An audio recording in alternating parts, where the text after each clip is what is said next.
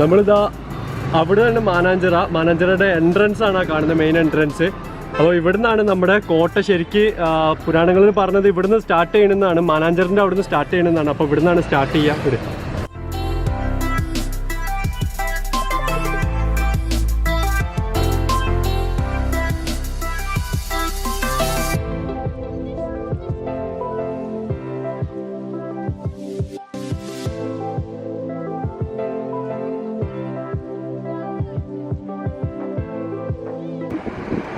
ഇത് നമ്മുടെ കോട്ടപ്പറമ്പ് ആശുപത്രി.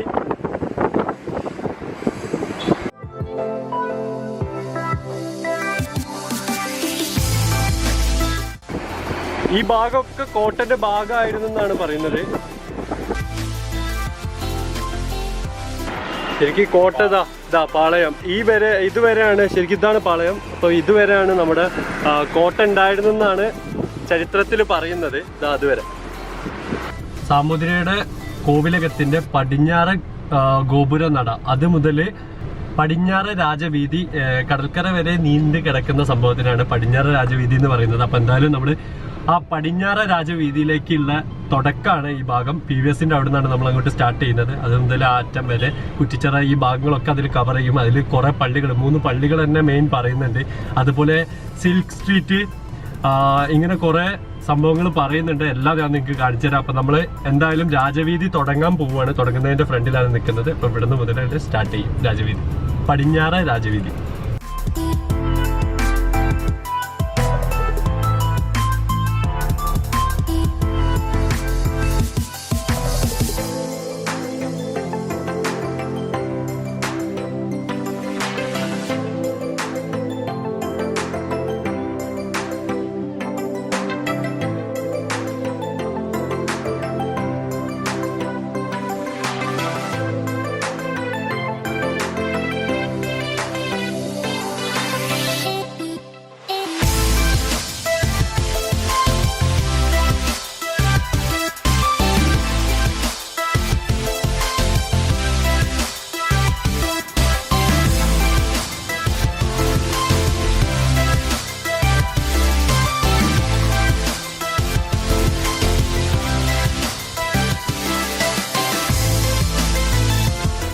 അങ്ങനെ നമ്മുടെ പടിഞ്ഞാറ് രാജവീതിന്റെ ഒരു ഭാഗത്ത്, അതായത് പറയുന്ന 3 സ്ഥലങ്ങൾ പറയുന്നുണ്ട്. കുറ്റിച്ചിറ, പരപ്പില്, വലിയങ്ങാടി, ഈ ഭാഗങ്ങളൊക്കെ പറയുന്നുണ്ട്. അപ്പം അതിൽ 3 പ്രധാന പള്ളികളാണ് പറയുന്നത്. ഒന്ന് മിഷ്കൽ പള്ളി, പിന്നൊന്ന് മുച്ചുന്തിപ്പള്ളി, പിന്നൊന്ന് ഷെയ്ഖിൻ്റെ പള്ളി. അതിൽ മുച്ചുന്തിപ്പള്ളിൻ്റെ ഫ്രണ്ടിലാണ് ഞാൻ നിൽക്കുന്നത്. എൻ്റെ ബാക്കിൽ കാണുന്നതാണ് മുച്ചുന്തിപ്പള്ളി. ഇതാണ് ഫസ്റ്റ് പള്ളി. ഇവിടുത്തെ ഈ 3 പള്ളികളിൽ ഫസ്റ്റ് പള്ളി, ഏറ്റവും പഴക്കം ചെന്ന പള്ളി മുച്ചുന്തിപ്പള്ളിയാണ്.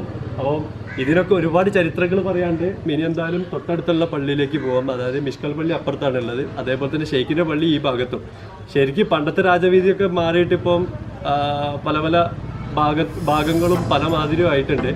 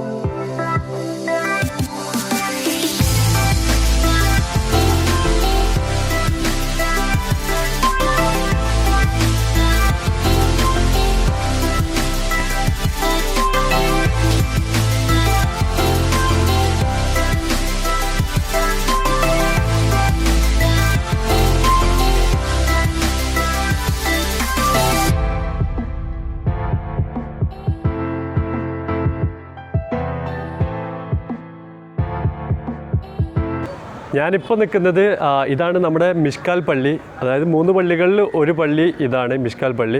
ഈ പള്ളി നിങ്ങൾ പലരും നമ്മുടെ കോഴിക്കോടിൻ്റെ കുറ്റിച്ചിറ ഭാഗങ്ങളിലൊക്കെ വീഡിയോസിൽ കാണുന്നതും ഫോട്ടോസിലൊക്കെ കാണുന്ന പള്ളിയാണ്. കുറച്ച് അത്യാവശ്യം മറ്റ് പള്ളികളെ വെച്ച് അപേക്ഷിച്ച് നോക്കുമ്പോൾ ഷെയ്ഖിൻ്റെ പള്ളി ആയാലും മുച്ചുന്തി പള്ളി ആയാലും അപേക്ഷിച്ച് നോക്കുമ്പോൾ ഈ പള്ളി കുറച്ചുകൂടി വലുതാണ്. വലുതെന്ന് പറഞ്ഞു കഴിഞ്ഞാൽ അത്യാവശ്യം നല്ല വലുപ്പമുള്ള പള്ളി തന്നെയാണ്. അപ്പോൾ എന്തായാലും ഇതിൻ്റെ ഡീറ്റെയിൽസ് നമുക്ക് മറ്റുള്ള എപ്പിസോഡിൽ നോക്കി കാണാം. ഇപ്പം കൂടുതലായിട്ട് ഇതിനെപ്പറ്റി പറയുന്നില്ല, കാരണം ഇനി ഷെയ്ഖിൻ്റെ പള്ളിയിലേക്ക് പോകാം. അത് കഴിഞ്ഞിട്ട് നമ്മളെ വലിയങ്ങാടി ഭാഗത്ത് ട്രേഡിനോട് ബന്ധപ്പെട്ടുള്ള ഭാഗങ്ങളിലേക്കാണ് പോകുന്നത്. ഈ പള്ളിയൊക്കെ പണിതതെന്ന് പറഞ്ഞു കഴിഞ്ഞാൽ നമ്മുടെ ഇവിടുത്തെ പണ്ട് വന്നിട്ടുള്ള അറബികളൊക്കെ വന്ന ടൈമിൽ ഓരോ ആൾക്കാർ വന്നിട്ടുണ്ട് നമ്മളിവിടെ ട്രേഡിൻ്റെ, അതായത് കച്ചവടത്തിന് വേണ്ടിയിട്ട്. അപ്പോൾ വന്നതിൽ അവരൊക്കെ നിന്നിട്ട് ഓരോരുത്തർ പണിത് വെച്ചതാണ്. അപ്പോൾ ആരൊക്കെയാണ് എന്തൊക്കെയാണ് ഇതിൻ്റെ പിന്നിലെ ഹിസ്റ്ററി എന്നൊക്കെ നമുക്ക് ഇനി മുതൽ ഉള്ള എപ്പിസോഡിലൊക്കെ കാണാൻ പറ്റും. അപ്പോൾ ഇനി നമ്മൾ പോകാൻ പോകുന്നത് നമ്മൾ ഷെയ്ഖിൻ്റെ പള്ളിയിലേക്കാണ്. അത് കഴിഞ്ഞ് കഴിഞ്ഞാൽ വലിയങ്ങാടി ഭാഗം. അപ്പോൾ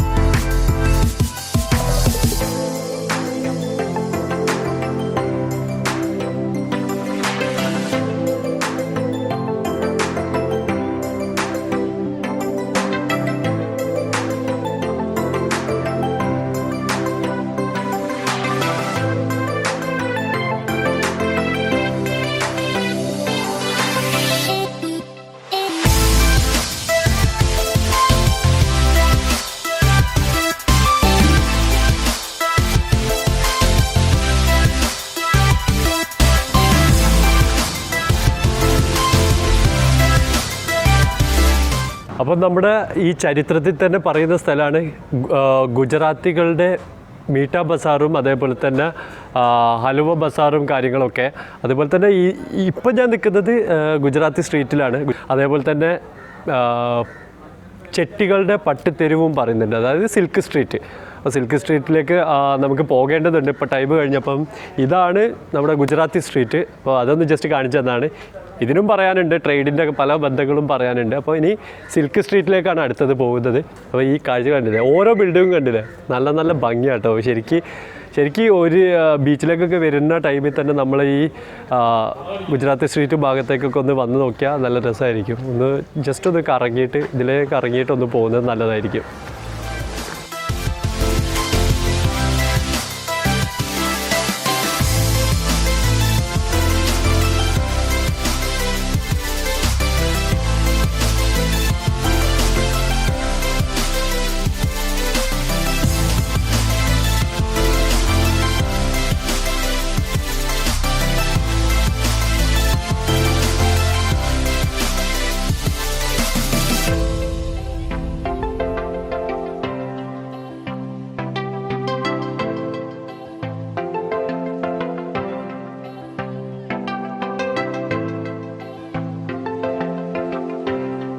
അങ്ങനെ നമ്മൾ പടിഞ്ഞാറ് രാജവീതിൻ്റെ അവസാനം എല്ലാ സ്ഥലങ്ങളും നമ്മൾ കറങ്ങി. അതായത് ഇപ്പം നിൽക്കുന്നത് സിൽക്ക് സ്ട്രീറ്റിലാണ്.